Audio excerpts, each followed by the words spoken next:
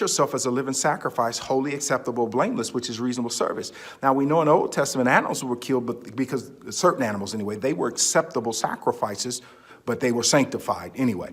But we know Jesus fit that description, holy, acceptable, and blameless. So anything brought to God that's not holy and acceptable and blameless, we have to stay away from that, and we have to repent and prepare ourselves. Remember that I talked to you some months ago that the fact is that even communion, preparing ourselves for communion, should be an act of cleansing to prepare ourselves, because this is even an unacceptable form of worship to God if we aren't repented up, if you will. So, and bring in fake worship to him as well. Remember, I talked to you about being who God called you to be. And if you're trying to act like somebody else, remember we talked about that in the prophet series. If you're trying to act like somebody else, you're saying God's mercy isn't sufficient for you, first of all. And second, he left something off. I know corporate America tells you to build on your weaknesses, but the Bible tells us, Paul even said, I therefore more boast in my weaknesses than my strengths, because when I am weak, he is strong.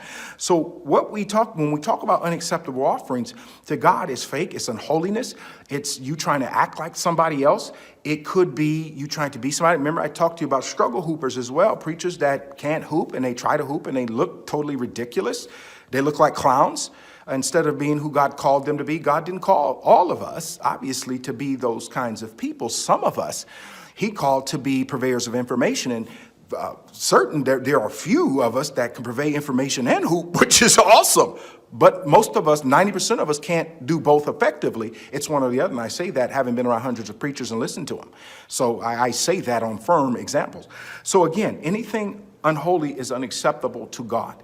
Remember, the Bible also talks about give not grudgingly nor of necessity, for the Lord loves a cheerful giver. And I know many teachers have taught you. We quote that, especially in the traditional churches, which I'm a part of. We quote that during offering time, when the fact is anything that's given grudgingly, or any service given to God grudgingly or beating out people, is unacceptable to God. And I talked to you months ago about these money-hungry preachers that beat people out of $5 here, $10 there, because they don't believe they've raised enough money.